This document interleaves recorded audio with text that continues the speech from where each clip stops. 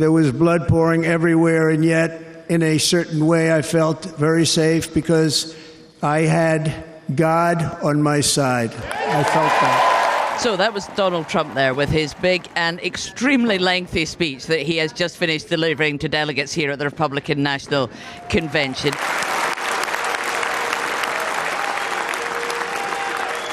The amazing thing is that prior to the shot, if I had not moved my head at that very last instant, the assassin's bullet would have perfectly hit its mark, and I would not be here tonight. We would not be together. It is very late on Thursday night. In fact, so late it's Friday morning, really. We're going to be running through what Donald Trump had to say, what it all means, what's been happening through the week. A lot of those thoughts will also be on our Radio 4 episode this week. It has been just the most extraordinary few days in American politics. So, we'll go through all of the highlights. Welcome to Americast. Americast from BBC News. Hello, it's Justin in the worldwide headquarters of Americast in London, England. Hello, it's Sarah Smith here in Milwaukee at the Republican National Convention right in the auditorium. And hi, it's Anthony right next to Sarah at the auditorium where Donald Trump has just finished his acceptance speech. Okay, there's a timing issue right at the beginning of this, guys, because we are literally minutes away from the start of the Today programme, the programme I present here in London. And I know that I'm doing the headlines today. So basically, if we go on and on for too long, or if I do, I'll miss the headlines and I'll lose my job. So there's a lot of tension in this room, but so you'll need to keep it brief, Justin. I'll need to keep it brief, which everyone will be relieved by. I tell you what, just to kick off a thought, hats off to Chris LaSavita, who is this Republican political operative. I first came across him many years ago. He was the media advisor to the Swift Boats campaign. I don't know if you remember this, Sarah and Anthony, the people who did for John Kerry when John Kerry was running against George W. Bush the second time round. John Kerry had been on the Swift Boats in Vietnam. Chris LaSavita is a very able political operative, and he has now come, it seems to me, to the very top of his career, because what he has done is keep Donald Trump disciplined. And that, it seems to me, is the most extraordinary fact of the night. And it does come down to his team, but particularly this guy, Chris LaSavita, who I think we're going to hear an awful lot more about. Well, to an extent, Lord Corper. I mean, he was started on the script, and it was a kind of measured, composed Donald Trump that was reading the words that had been written for him. And he's always completely different when he's on the teleprompter than when he's riffing at his rallies. And I was almost thinking, there's not enough energy in this. He's not giving the crowd what they want. And then he went off into meandering sections, 5-10 minutes long, where it was all the things we're used to hearing from him at his rallies, some of which aren't true, some of which are grossly exaggerated, some of which have far more rhetoric in them, whether he's talking about an immigrant invasion or boasting about calling up other world leaders and what he got them to do for them, how he can end wars with a telephone call. This wasn't entirely scripted, Justin. Yeah, I think Americans may have tuned out by about halfway through the speech. It started very powerfully, emotionally, but then, as you mentioned, it meandered, but the tone didn't change. He had no energy. He had that same kind of monotone, subdued voice that he started with in the beginning. I could see that befitting the subject matter, but when he's talking about policy, talking about politics, there just was no energy. As Kristen Soltis Anderson, a pollster, said, this was a rally Trump, the acoustic version. Yeah. Look, I mean, hang on a second. Because he was giving us all his favourite stories from the rallies as well. Yeah, but the favourite stories are all written down. I've got in front of me here, I'm rattling the papers now. I've got the whole speech written out, including all the capitalised bits. Together we will restore, and then capitalised, vision, strength, competence and common sense in the Oval Office, etc., etc., etc. So yes, he did ramble, but the rambling is all in the speech. That's just him. And I just come back. No, to there was about 30 minutes worth of stuff that's not in the speech, Justin. Well, I was in the taxi on my way to work. He wanted to have Hannibal Lecter for dinner, did he? No, true enough. But look, I mean, my central point is that those parts of the speech where he referred to America were an awful lot more inclusive than, for instance, his inauguration speech, which George W. Bush so famously described. We can't use the word, I don't think, but so famously described at that speech as being weird something. That wasn't there. That kind of sense of dystopia, I felt he had toned down. And I come back to the discipline of the political operatives, who it seems to me have said to him, you are going to win this if you just coast to November. And that seems to me to be, including the tone that both of you have just mentioned, that seemed to be the order of the night.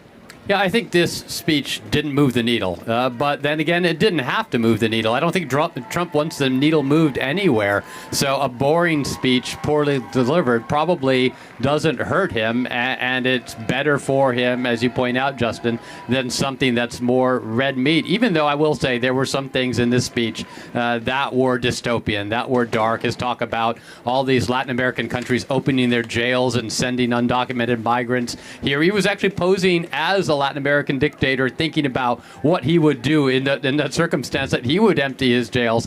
I mean, that's kind of unusual fare for what is normally a slickly polished acceptance speech.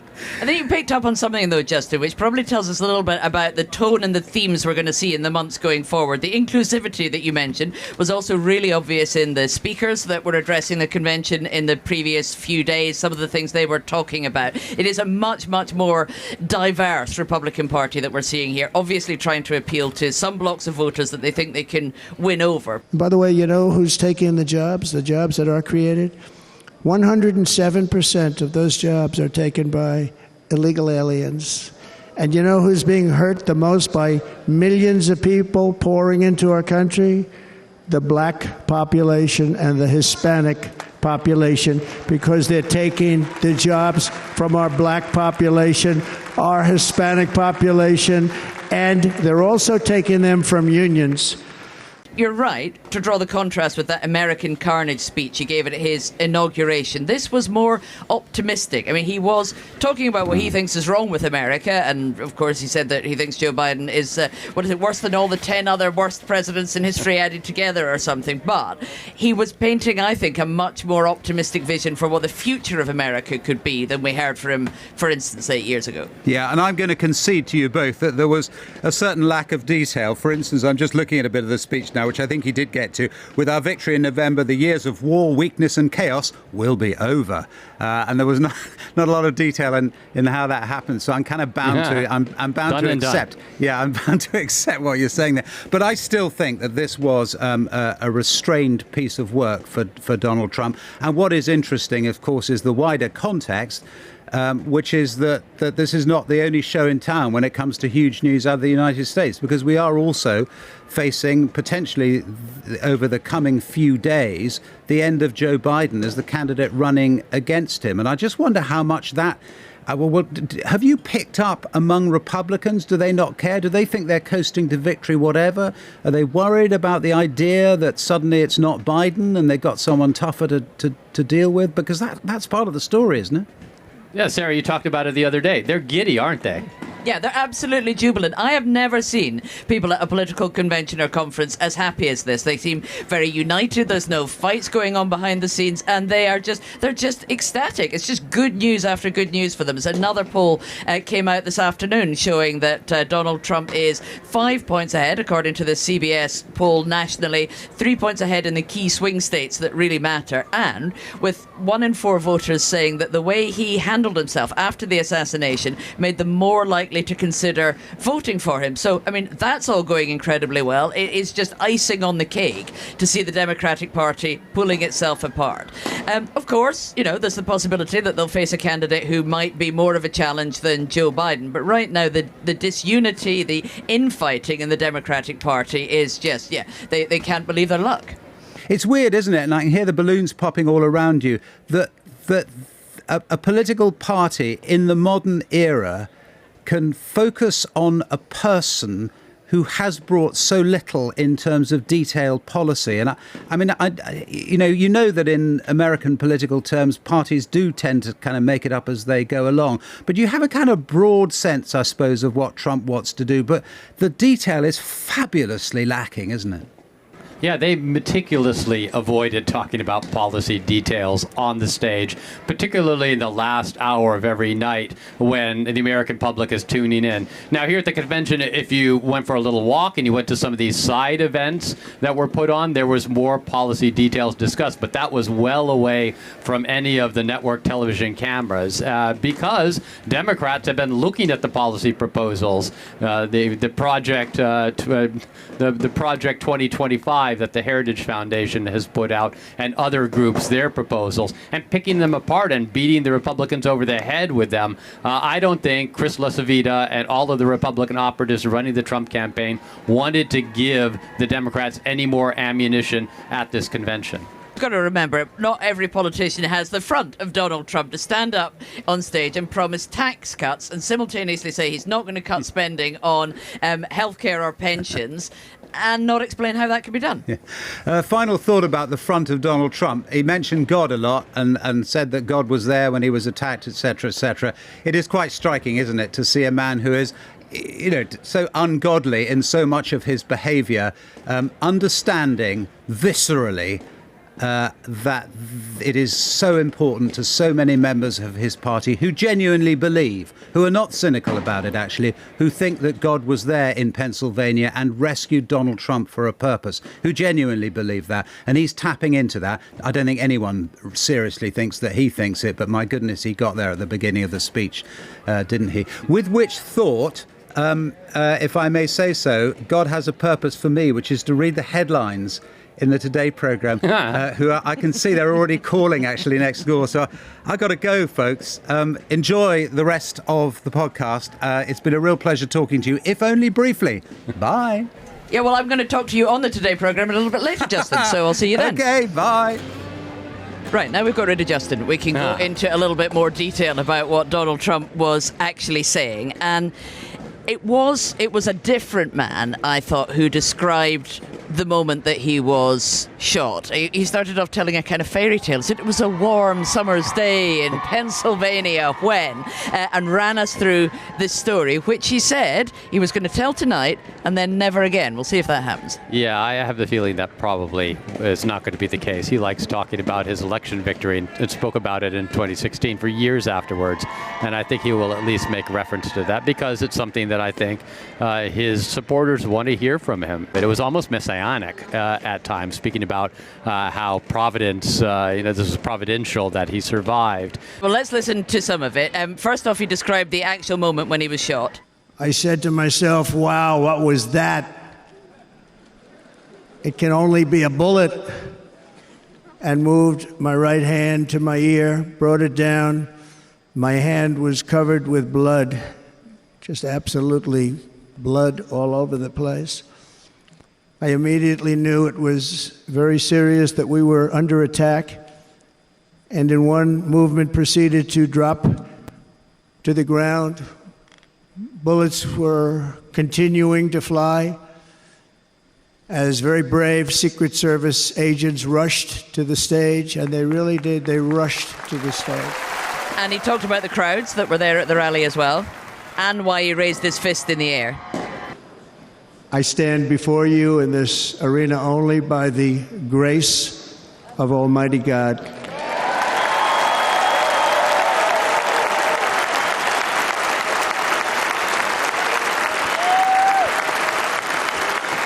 In watching the reports over the last few days, many people say it was a providential moment.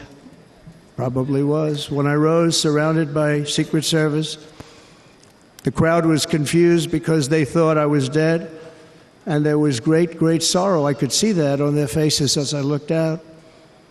They didn't know I was looking out. They thought it was over. But I could see it, and I wanted to do something to let them know I was okay. I raised my right arm, looked at the thousands and thousands of people that were breathlessly waiting, and started shouting, "Fight, fight, fight."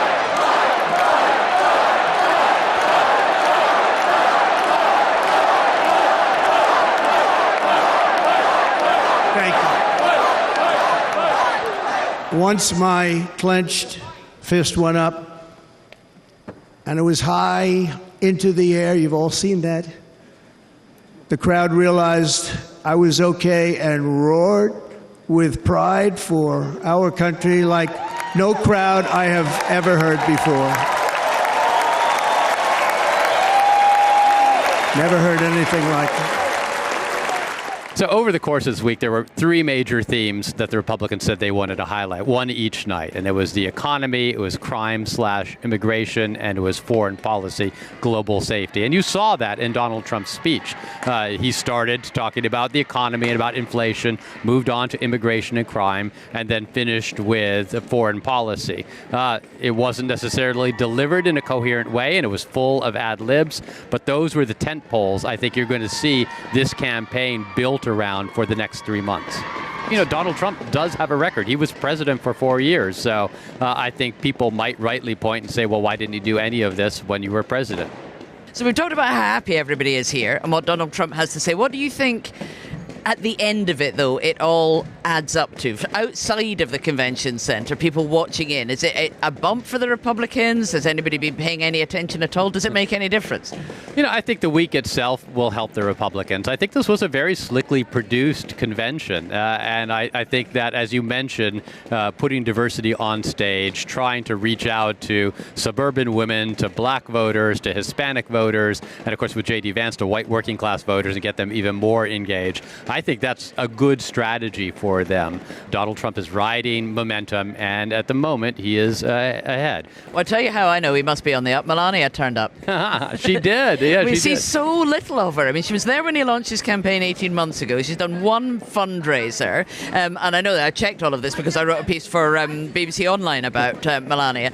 And yeah, she came in at the last minute. She sort of waved to everybody. She appeared on the stage and was off again. But Yeah, and there was a very awkward kiss, I thought, between the two of them. I kind of half caught it as it was happening, but Donald Trump kind of leaned in, and it looked like Melania tried to make it a cheek kiss. So, you know, the dynamics between the two of them were on display, I think, and this may be the last time we see her for the entirety of the campaign. She's fascinating, though, isn't she? She's so mysterious, and she uses her appearances so cleverly, I think, but by doing it so infrequently, it makes it so special and so newsworthy when she turns up that she gets maximum effect out of it and then can disappear again for months. Yeah, the moment she came in, the lights dimmed. They said, you know, the future First Lady of the United States, Melania Trump, and spotlights were around. And then Beethoven's Ninth Symphony, I think, so a horn solo from that started playing, and then she just kind of floated in this red dress and walked up the stairs.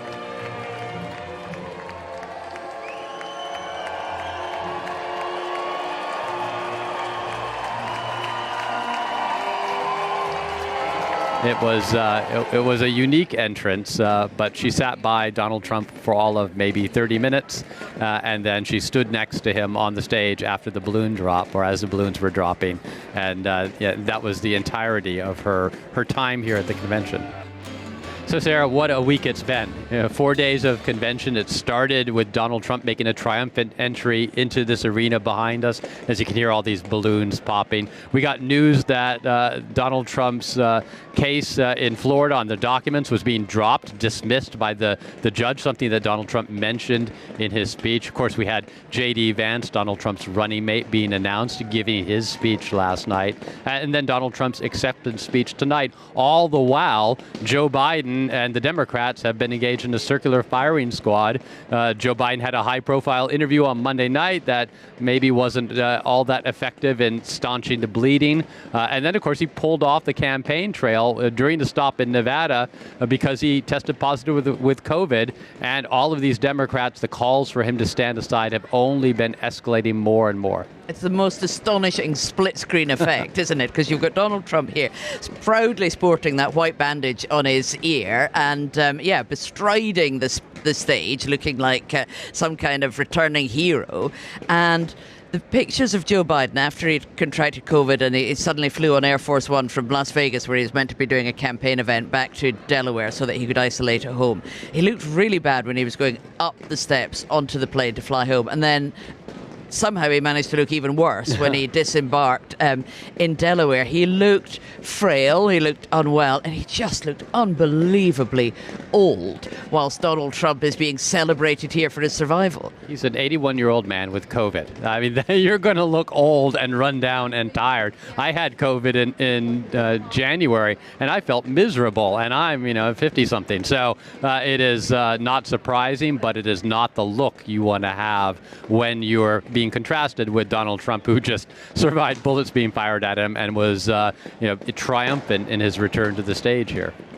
Yeah, so, I mean, an astonishing week of events that I don't think is going to be rounded off with us knowing what Joe Biden's fate's going to be. I mean, there have been some very high-profile interventions this week. It's been reported that Nancy Pelosi has suggested that he should go, that Barack Obama is worried about the viability of his candidacy, but we haven't heard from the Biden camp themselves, except for them to say he hasn't made a decision to step down.